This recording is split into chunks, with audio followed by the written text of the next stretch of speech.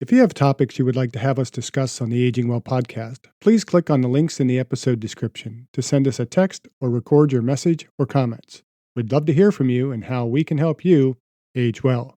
If you benefit from the Aging Well podcast and would like to support the content financially, please click on the Support the Show link or support our affiliates and advertisers.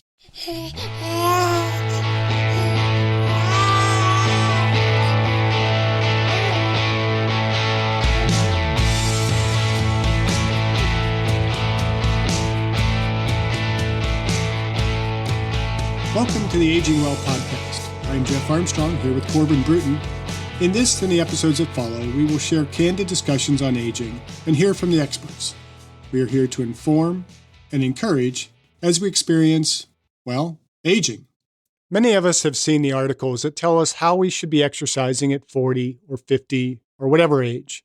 In this episode, we discuss how exercise should change, or more specifically, not change as we age. So, Corbin, do you remember from Physiology of Exercise who Kenneth Cooper is? Yes. He was the grandfather of aerobic activity. I don't know about grandfather. Godfather. They basically called him the father. The father? The founding father? You're making us all feel old by calling him a grandfather. One of the greats, like Jack LaLanne. Yeah, well, he's really one of the initial researchers and pushers of aerobic exercise and so on. Number of different quotes that I have in my repertoire of things that he's said over the years, but one that kind of came to mind recently was, we don't stop exercising because we grow old. We grow old because we stop exercising. And I thought that could be our topic for today. What do you think? All right. So what do you mean by that? Well, I think what he means by it is that, as soon as we stop moving is where our body systems begin to really age and begin to become much more dysfunctional.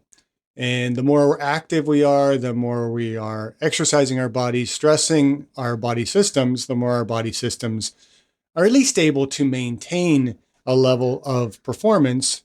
And so we, in a sense, kind of slow the aging process. And I think our perceptions of what aging is a little different than what the reality of aging is. I mean, I think there is a certain decline that is going to inevitably occur in the body as our systems begin to wear out a little bit over time. But that wear and tear is not from exercise. It's not from physical activity. It's just simply, again, part of a genetic aging process. Kind of like that old saying, if you don't use it, you'll lose it. Yeah, pretty much. And so we can slow that aging process, and what we're essentially seeing is that we are not declining as quickly as our peers might be. And I've joked before, and I think I even brought it up in the last podcast with Dr. Yeski about going back to our high school reunions, and I've probably heard this from me in classes many times, that my goal is to go back to these reunions in proportionally better shape than everybody else. And it's really just a matter of maintaining a level of fitness. If I could keep where I'm at right now for another 30 years, I'm going to be in beast mode. And I always joke that, by our 50th reunion, and I realized that since this last year was supposed to be our 40th, that really that 50th doesn't seem that far off, that the women in my class will be like, "Oh, you remember what a great athlete he was," forgetting that I really wasn't that great of an athlete, but perceptions can kind of become mired a little bit in the fact that, you're just in a little bit better shape than everybody else because you've simply maintained your health more effectively than others. And so I think that's what Kenneth Cooper is really talking about, that, when we grow old because we stop exercising. You might remember from Physiology of Exercise when we talked about the decline in muscle mass as we age, and that from 25 to 50, we lose about 10% of our muscle mass, and we lose another 40% from 50 to 80. Well, that's not an absolute. That is just because we are less active from that. You hit 25, life starts to kind of kick in a little bit. We stop going to the gym. We stop maybe trying to impress the opposite sex, and we don't care anymore, or we we don't focus on exercise as much, or simply just having a job, kids, responsibilities keeps us from doing the things that might help us to maintain that physical fitness as effectively. And so as we stop exercising, we do age much more rapidly.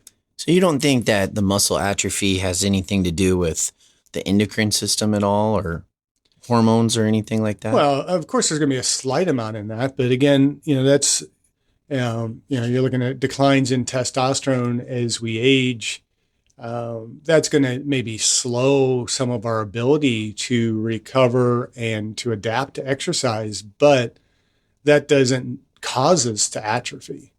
It just simply makes it more difficult for us to make the gains that you might make when you're younger. So essentially, the goal here is to exercise every single day as much as you can. And in a weird roundabout way, it's as simple as exercise is kind of the fountain of youth, right? You don't really age until you stop exercising or you stop being physically active. I guess you kind of point it that way. There's certainly much more to it than that. Aging, theme of this podcast is spiritual, physical, intellectual, emotional, and social. So you can't put all of your eggs in the physical basket, right? Because then you're going to age in the other areas. And so I would think a balanced approach to fitness, to lifestyle, to diet, and those types of things are what's going to, in essence, slow that aging process. But there's obviously benefits from working out as far as health and longevity, correct? Like exercise, it definitely can help increase your body's immune system and all that. Why do you think doctors don't necessarily prescribe exercise as part of the... Because they're not educated in that regard. You look at any medical school across the globe, the majority of them are receiving very little, if any, exercise training or training in regards to nutrition. And we take much more of a biological approach to medicine as opposed to a biopsychosocial. And from a biological standpoint, we tend to focus in on the therapeutics and the chemistry because that's where the money is. There's no money in a doctor telling somebody to join the gym and exercise. The guy that owns the gym might make a little bit off of that person, but he's not going to make near as much as the pharmaceutical salesperson and the pharmaceutical CEO that are pushing the blood pressure medications, weight loss medications, and every other medication that we might push on our society. All right, let's role play really quick. Say you're my doctor and I'm coming to you and I'm like, hey, Dr. Armstrong, you know what? I really want to get into shape. I keep going online and I keep seeing like all these different types of exercise routines that I should do.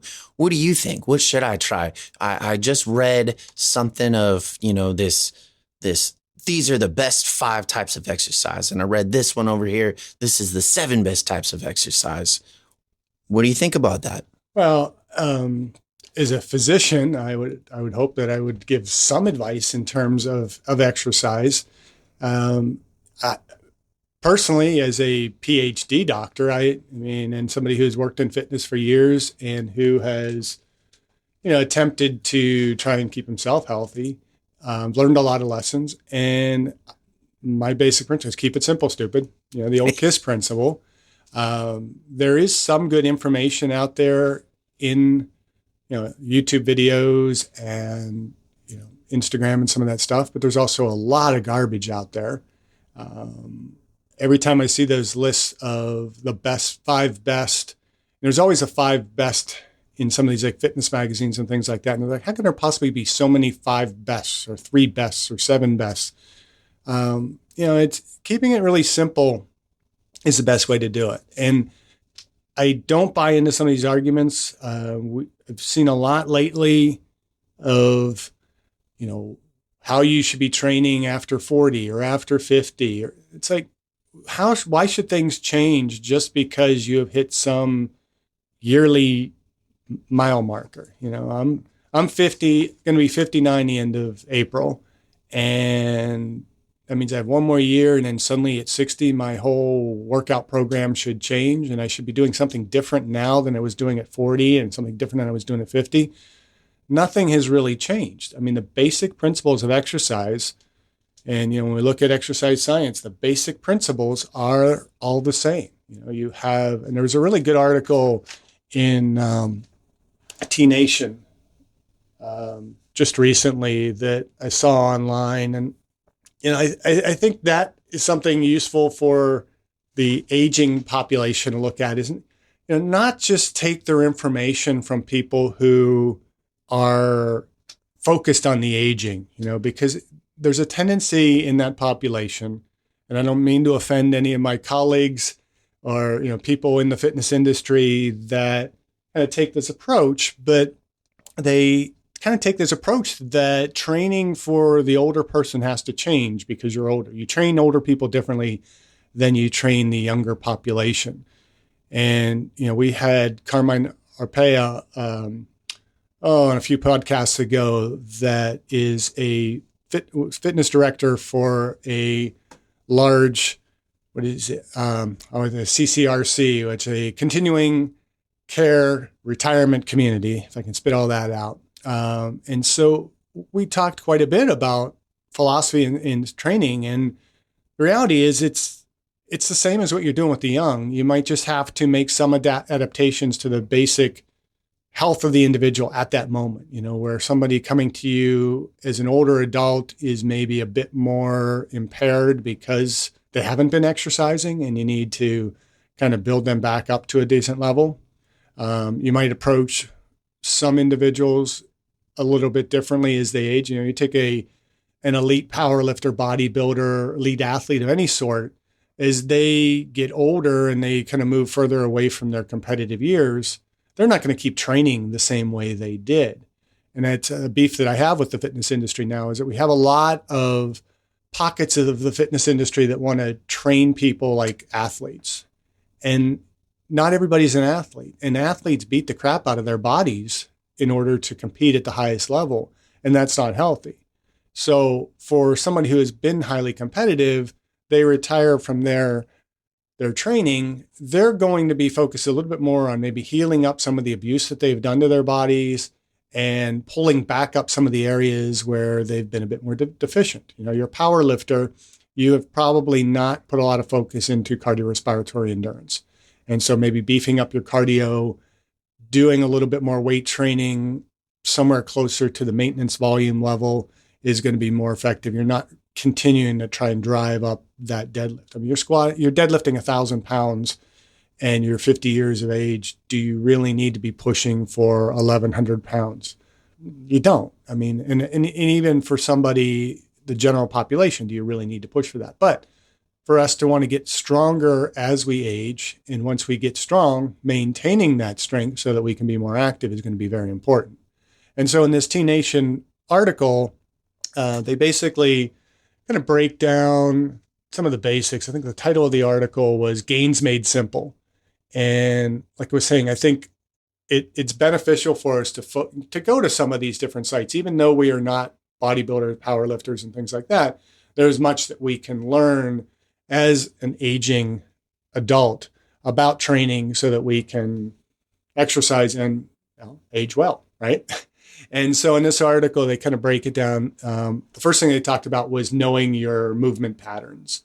And I've stressed that more and more lately in my exercise science classes, that I break it down to the 5 basic lifts. You can look at it a couple different ways when you look at the basic movement patterns. And so your exercise should be based around these 7 basic movement patterns. And the one is obviously the squat. We always talk the squat, and the squat doesn't have to be a barbell back squat. It can be a goblet squat. It can be a body weight squat. Simple squatting motion is what we want to accomplish in the exercise and then progress from there. And so an older person that can't get up out of a chair without putting their hands on the handles of the chair, the arms of the chair to push up, needs to get to a point where they can actually stand up without any added support. And then you start to add weight. We focus on the technique of the squat, getting a full range of motion so that we're learning to develop our mobility or maintain our mobility as we age. Weight isn't quite as important as that mobility.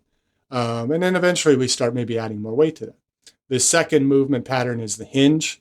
Now with the hinge, exercise equivalent to that would be the deadlift.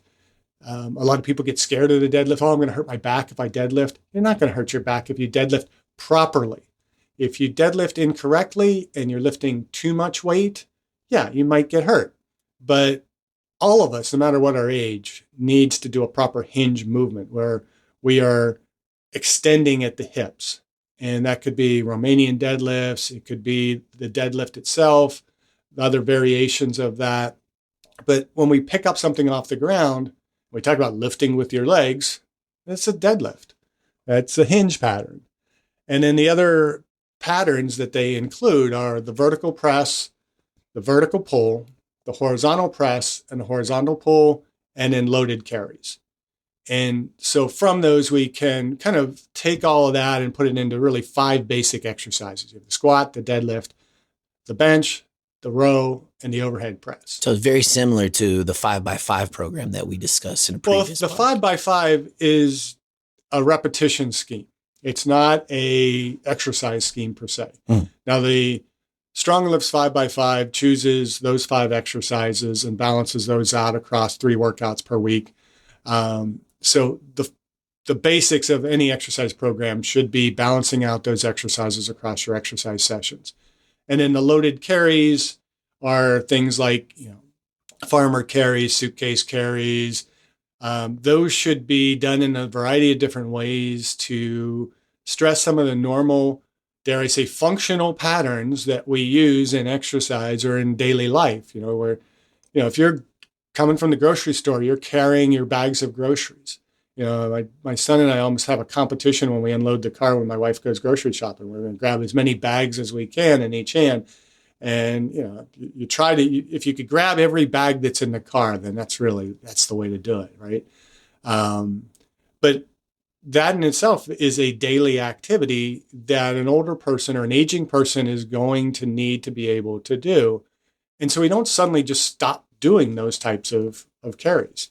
Now, if you can walk to the grocery store and carry back your groceries that distance, and that's going to be kind of a good exercise, a good physical activity to help strengthen the core, strengthen the muscles that help to give you some structural support.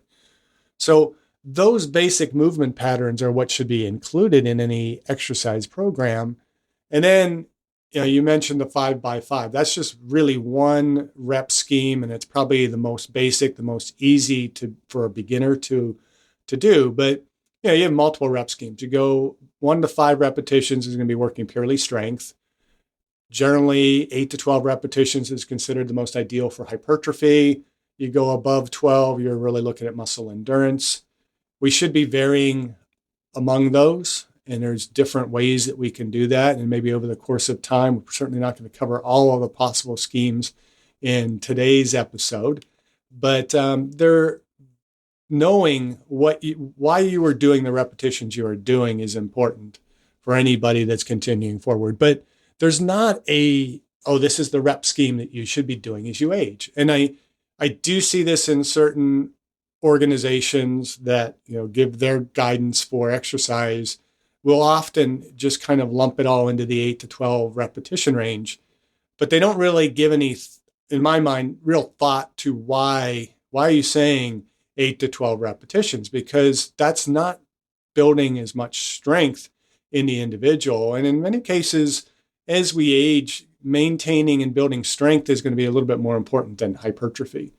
Carrying more muscle mass is certainly good.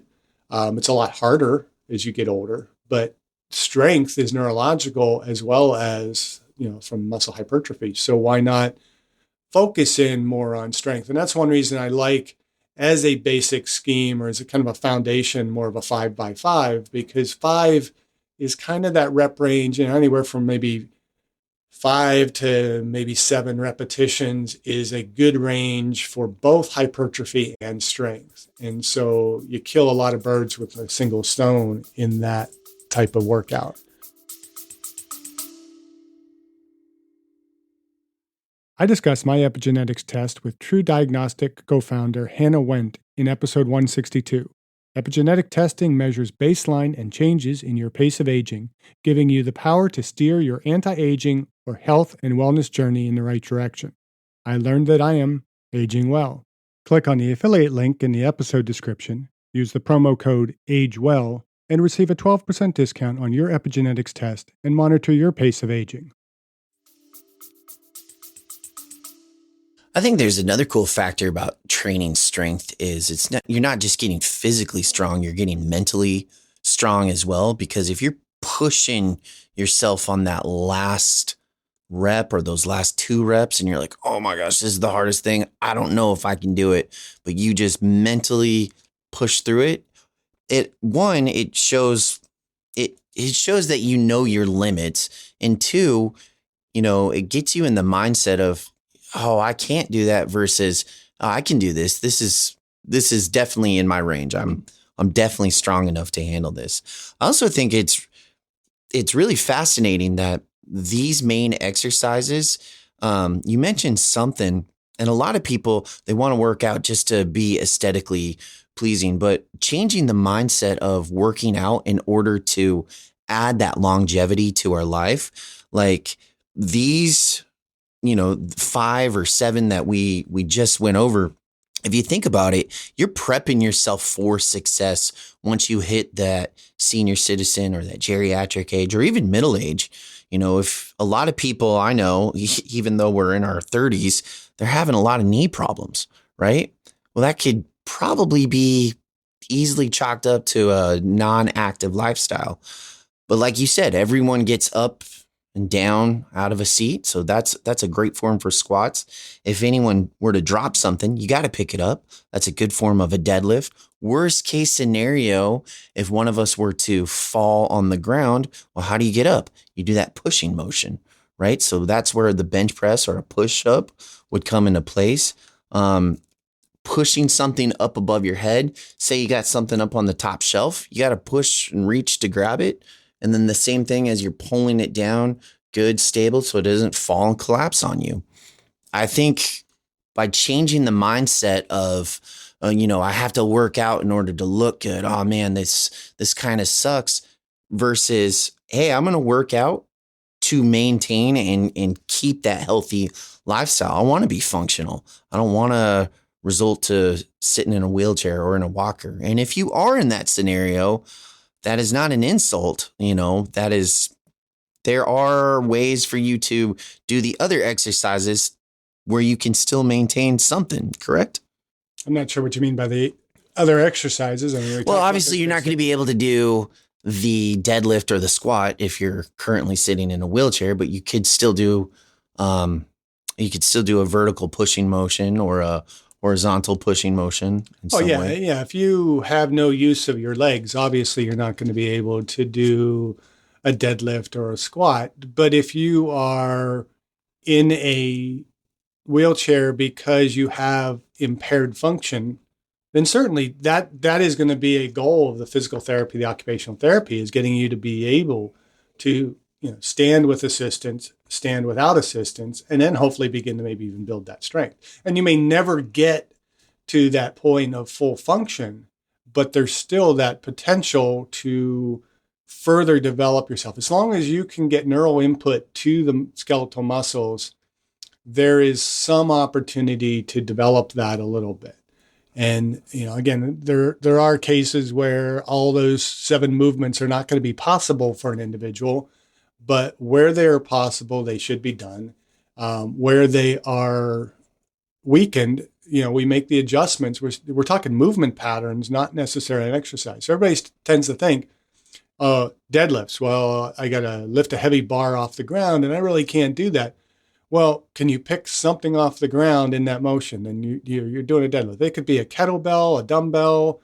It could even be, if you're looking at home, just putting down a gallon of milk. Yeah, picking that up. But picking it up, focusing in on that technique, building the technique that allows you to do that appropriate hip hinge movement as opposed to lifting with your back.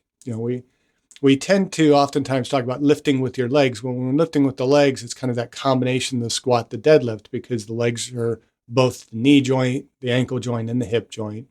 But the goal is not to be using the vertebrae to do the lift. We're not using extensor muscles in the back. We're using all those muscles to stabilize the spine so that we can hinge around our hips like, a door swinging on its hinges. And so that should be the focus. And then from there, we begin, to consider things like progressive overload. And, it just should be a simple progression is all we really need to do. It's like a little bit more every time. Once we start plateauing, or, we move from that novice, beginner, intermediate lifter to a more advanced lifter, then you start having to complicate things a little bit more. But, unless you are an athlete, whether, an athlete, collegiate, high school, whatever, professional sport athlete, power lifter, bodybuilder, physique athlete. I mean, these are all athletes, but, different types, different focuses.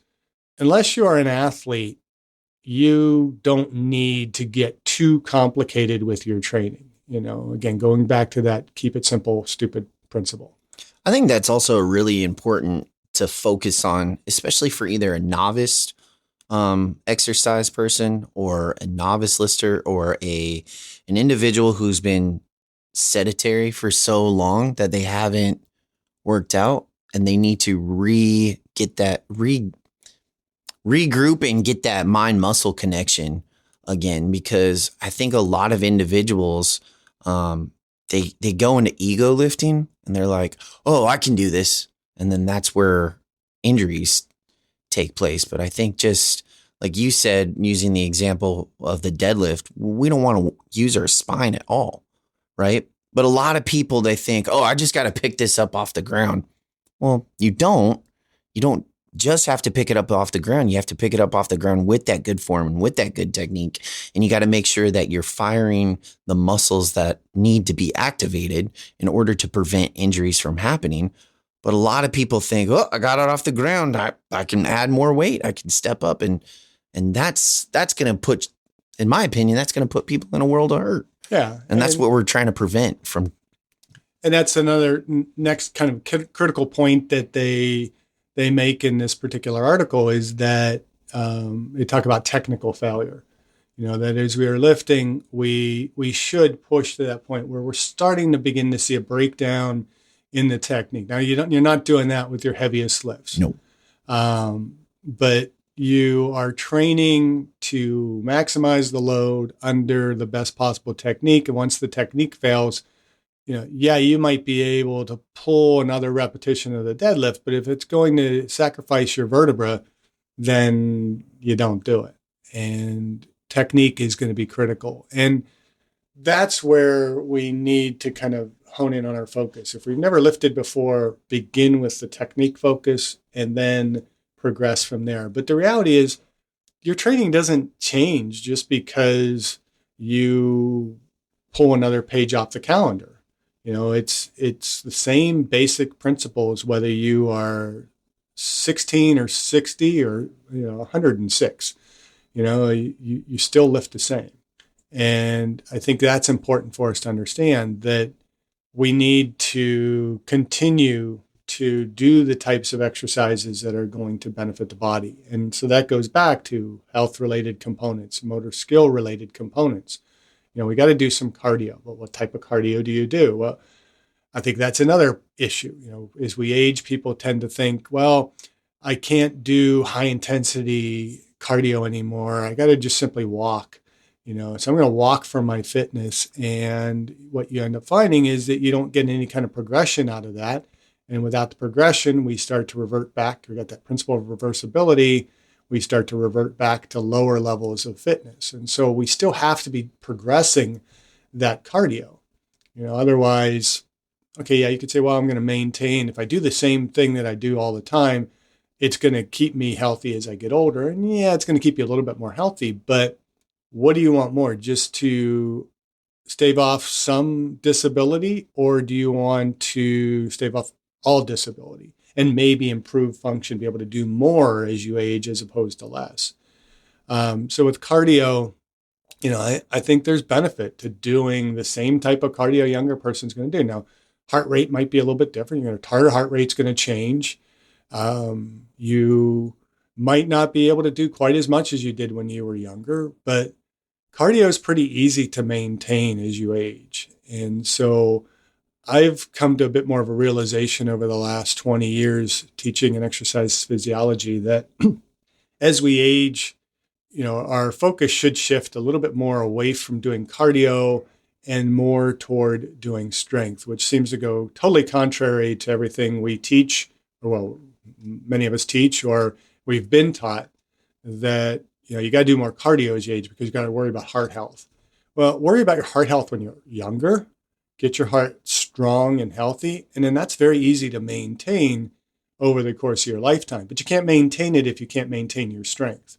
If I start losing muscle mass because of atrophy, because of sarcopenia, because of inactivity, then I'm going to not be able to do as much work, and my heart isn't going to be loaded as much. And so it's going to tend to revert down to lower levels of fitness.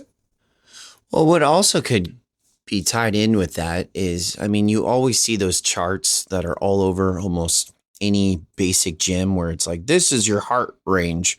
If you're 25, you should be at like 195 beats per minute at your max. Okay. And then if you're 65, you should be like right around, I think it was like 120, 130, right around there. But if you think about it and you're doing a treadmill or cardio, you're going to potentially pull an individual out of their max if they're in that senior age, right? You're going to exceed their max. However, you can't exceed their max. Max is maximum. That's the most fastest your heart can beat. You're going to exceed it to a point where they're maintaining it, and you don't want to put too much stress, right? However, by doing the weight training, the resistance training, you're maintaining the max in a more healthier way, right? Because you can recover more. You must have slept through that lecture and no, just testing a prescription or something. But maximum heart rate is roughly 220 minus your age. Right. And so we do see the maximum ability. Remember, your heart rate is driven by, you have your intrinsic heart rhythm, which is just naturally how the heart is firing on its own, which is where I think more of the decline, and I'm a little less of a cardiovascular exercise physiologist than other areas, but I would say that more of that decline is coming from changes in the heart as it ages that is going to allow for a lower intrinsic heart rhythm. So that's the heart rhythm that if your heart was to beat free of any external stimuli, how fast it would beat. And that could be anywhere from 60 to about 100 beats per minute. In general, we say, the healthy intrinsic heart rhythm is about 100 beats per minute. And then your parasympathetic and your sympathetic nervous systems are what drive the heart rate either up or down. Parasympathetic tends to bring the heart to a lower level, brings us down to our more resting levels. So it lowers heart rate. So the more stimulus from the vagus nerve, you're going to have a lower heart rate. And so a fit individual, their heart rate is lower at any given workload so that the heart isn't having to beat as rapidly in order to pump blood through the system. Remember the Fick equation, VO2 equals heart rate times stroke volume times arteriovenous oxygen difference. That product of heart rate times the stroke volume is the amount of blood that's pumped with each beat from the heart. That product is called cardiac output. And cardiac output is how much blood is being pumped from the heart in a minute's time. That should hopefully be relatively sustained in order to sustain the same level of work. As we age, our heart rate slows a little bit, so that takes, we have a little less demand from or maybe put more demand on stroke volume in order to maintain the same cardiac output. And this is probably why you see somewhat of a decline in VO2 max as somebody ages, which, I think now for my age category, I'm still, the last time I had a VO2 max test, I was still in the quote unquote exceptional category for my age. I'm just really at the base of it. I've pretty good natural VO2, but it's definitely much lower than it was when I was in my 20s and 30s. Um, and I would prefer for it to still maintain be a little bit higher. But we do see some decline because the heart itself changes a bit, and its ability to pump blood is not going to be quite as strong as it is when we're younger. And so, with that in mind, if our max heart rate is going down, the heart rate that we can sustain during exercise is generally going to be lower too. So we will see some decline in exercise capacity as we age, but that shouldn't be driven by the skeletal muscles.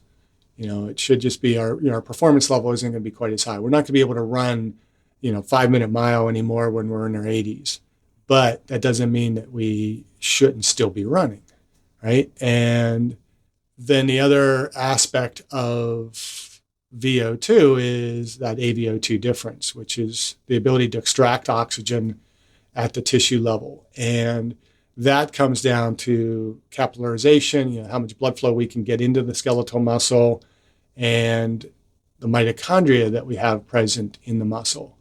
And, I talked with Dr. Phil Yatsky in a recent podcast about mitochondrial health. And, we need to exercise those mitochondria, keep them working, keep them healthy in order to better extract oxygen. But we can maintain those things by just simply being more active. But if we can't do the level of activity necessary, we're not going to be able to maintain those as effectively. And so I think doing cardio, we don't have to put as much time into it. And again, Kenneth Cooper famously said, if you are exercising or if you're doing cardio for more than 30 minutes, I think it's actually, if you're doing aerobic exercise for more than 30 minutes, you're doing it for more than your health. Or if you're running for more than 30 minutes. Because of the stress and the load that you're putting on the joints of your body and everything else, they're not contributing to health. They're just simply contributing to performance.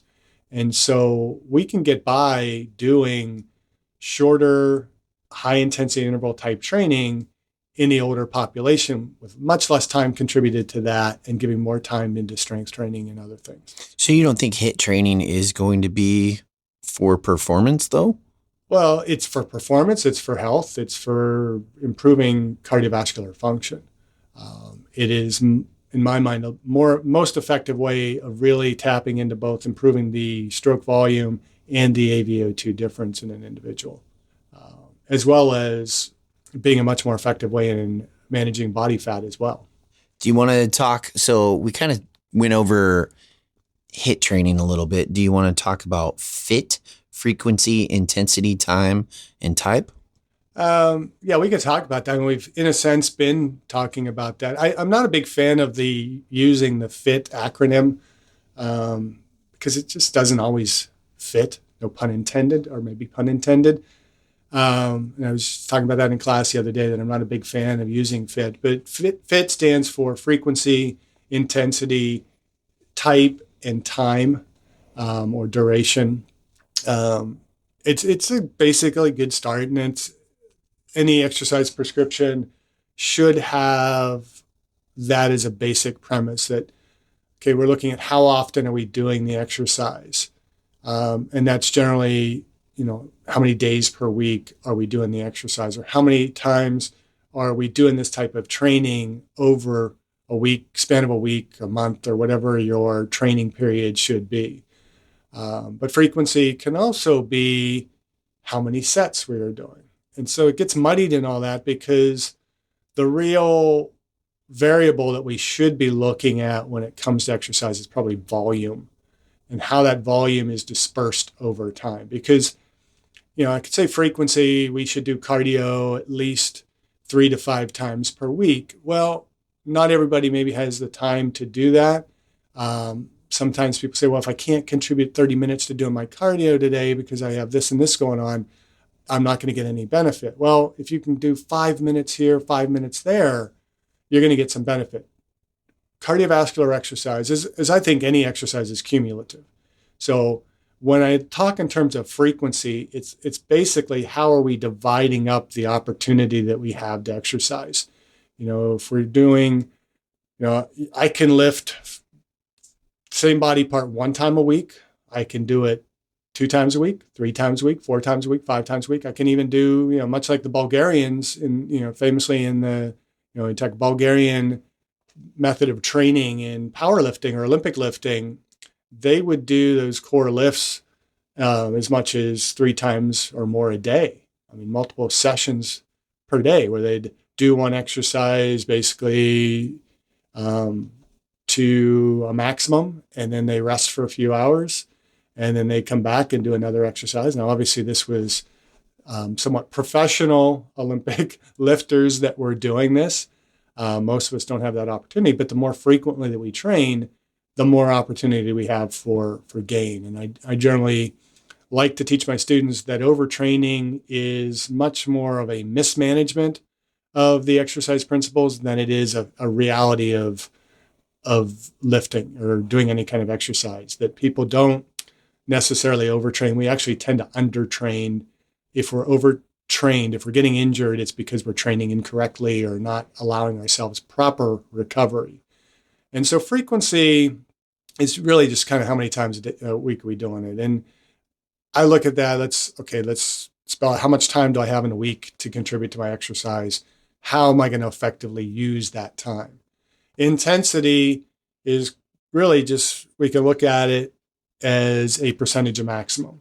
And so when we're doing cardiorespiratory, we're looking at percentage of VO2 max. If we're looking at weight training, a percentage of the one repetition maximum, which, you start talking about it in that way. Well, as a senior, how am I supposed to be figuring out my one repetition maximum without getting hurt?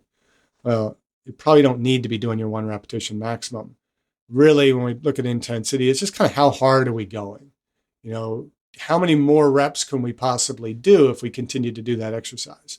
So if I did squats and I did 5 repetitions, but it felt like, I could probably crank out another 5, 6, 7.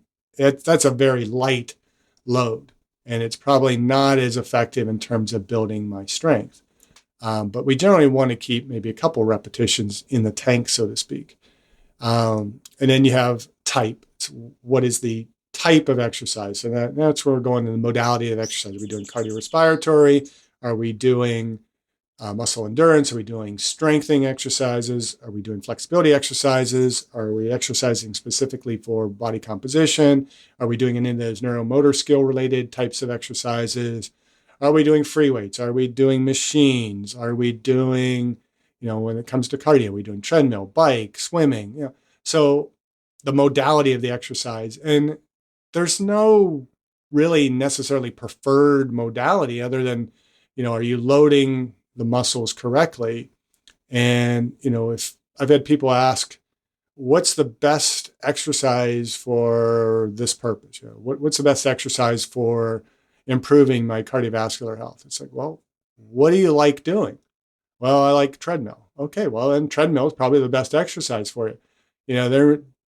We see advertisements all the time for, it's the best exercise for improving this and everything else. And it's like, well, not really. Because if I don't like doing it, or if I can't do it, then it's not the best for me because it's not going to produce any results.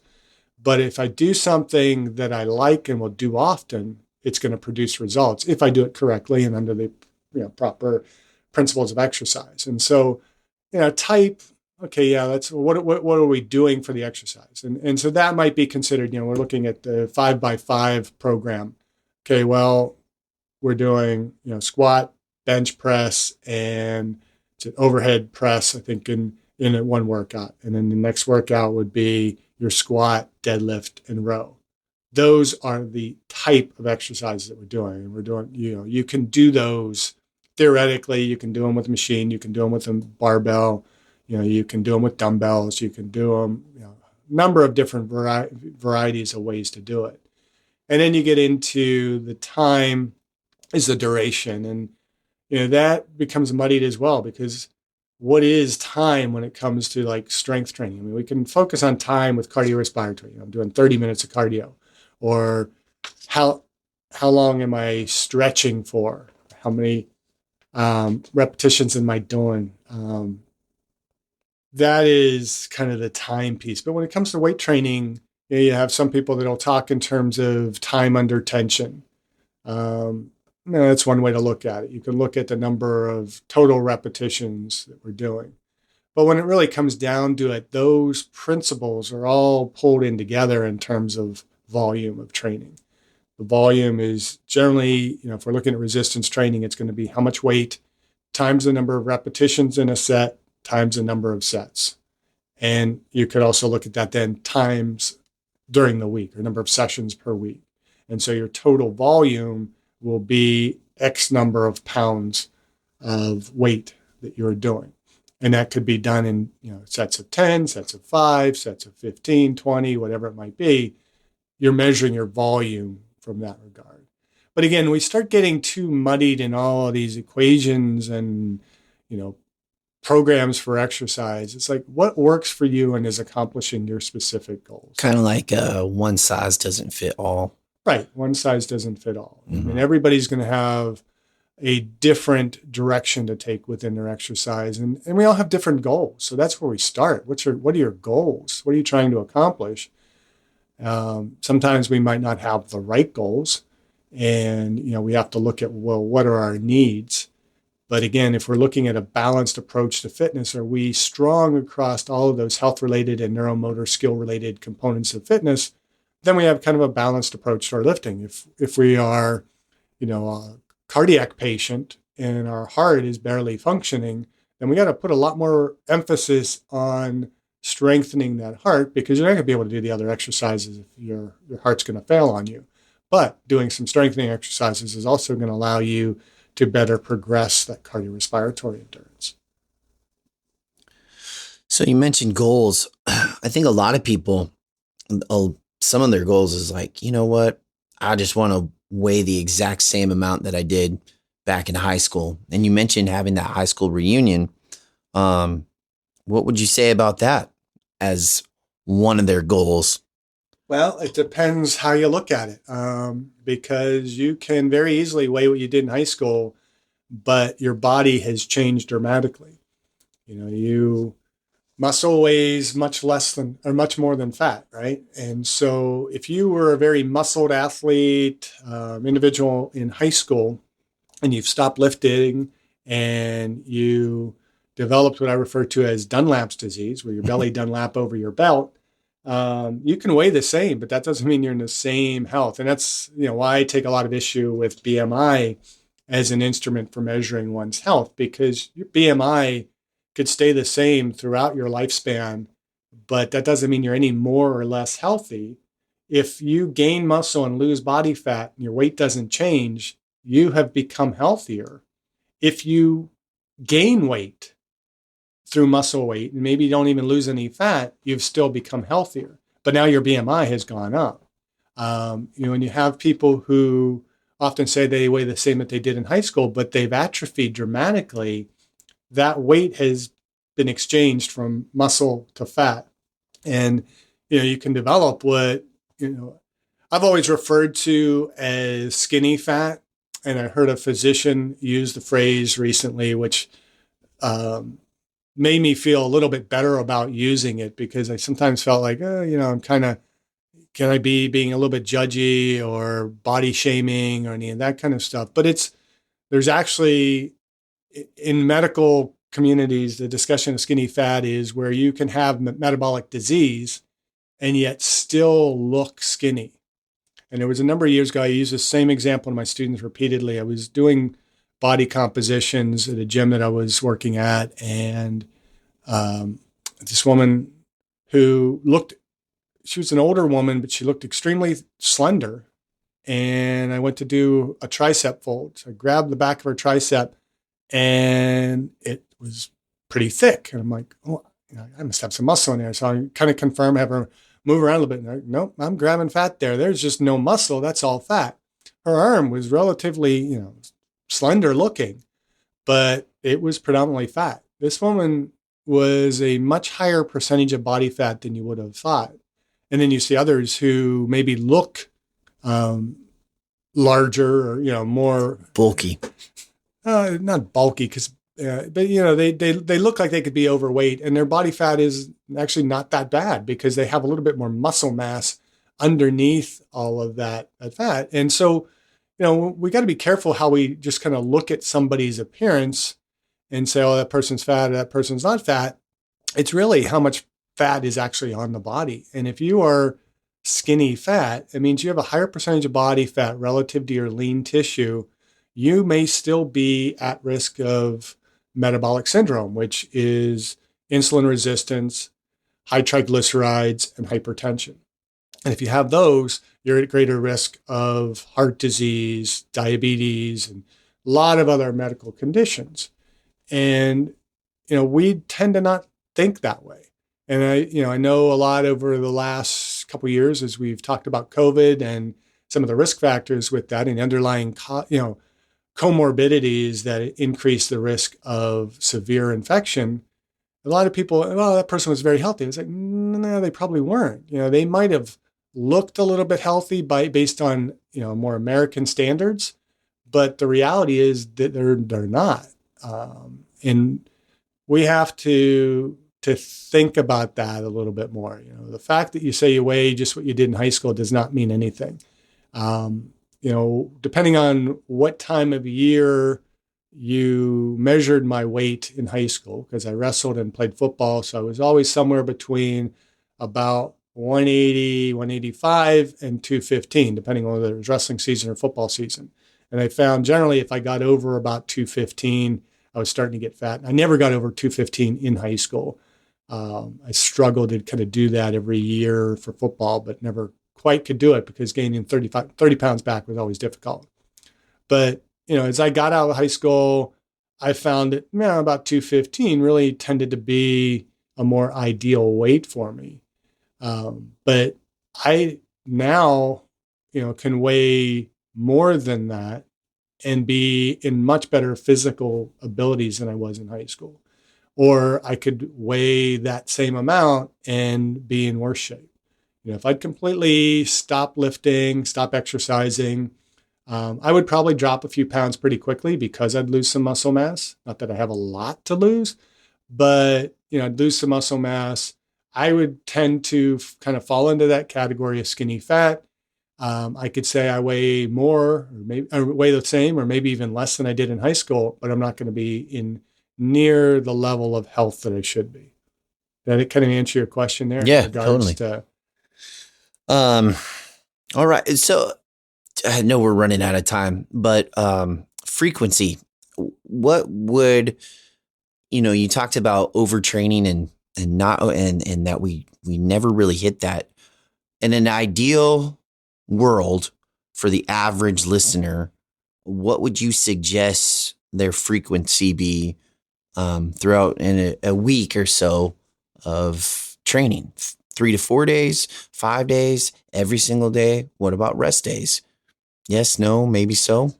I would have to say, it depends on your lifestyle and your goals and the opportunity that you have to exercise. We have 24 hours in a day.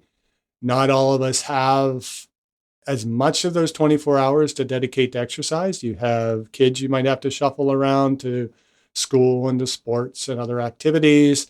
You have to work, and some people have to work sometimes more than just the 40-hour work week. We have to sleep in there somehow, at some point.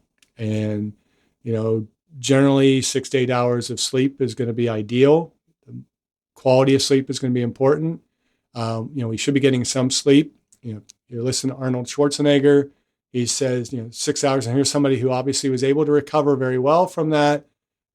He said, if you're sleeping more than 6 hours, sleep faster, right? So you should have a fixed bedtime, fixed time getting up in the morning, no matter what day of the week it is, and then use that time to be able to exercise. If you have to go to a gym, that's going to impede the amount of time that you can actually dedicate to exercise.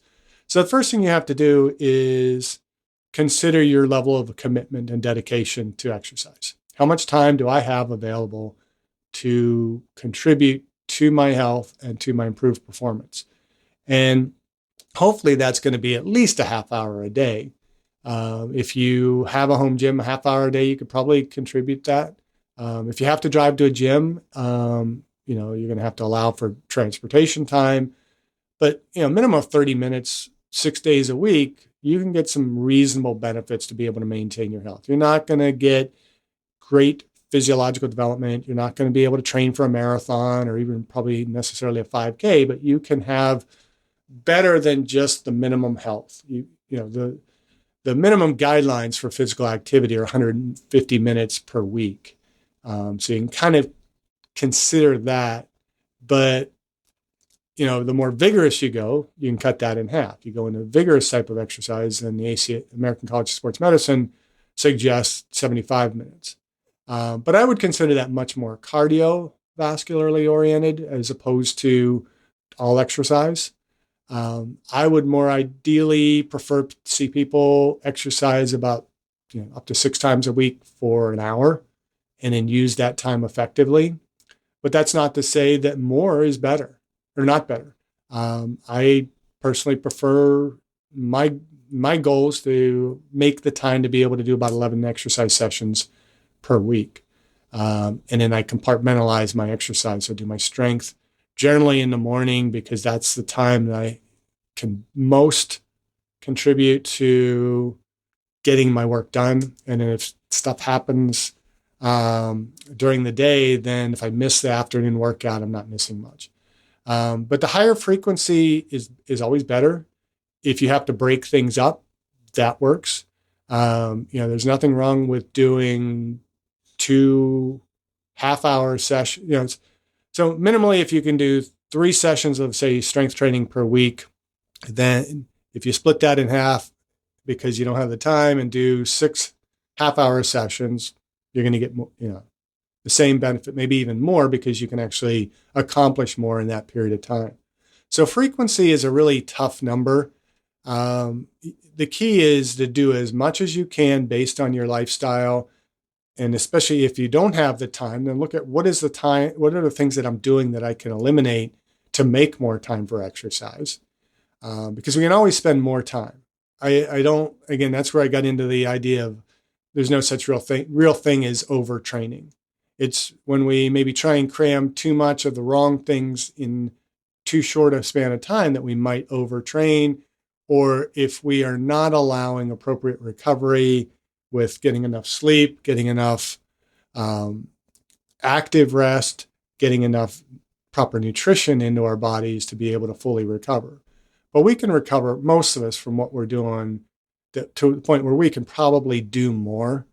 And so frequency is very much individualized. But my recommendation is do as much as you can, as often as you can, and go from there. All right, let's go from there. Hope this episode was inspiring for you that were listening. Hope you're going to change your mindset of not just exercising just to look good, but exercising for that longevity. And always remember the goal of everything is to make sure that you are aging well. Aging well. And make sure that you are not falling into a mindset that you have to train differently because you are older. You train differently because your needs are different or your capabilities are different. You don't train differently because, I'm 40 years old now. I have to change my exercise because I'm 40. So on that note, keep aging well. Keep aging well. Thank you for listening. I hope you benefited from today's podcast. And until next time, keep aging well.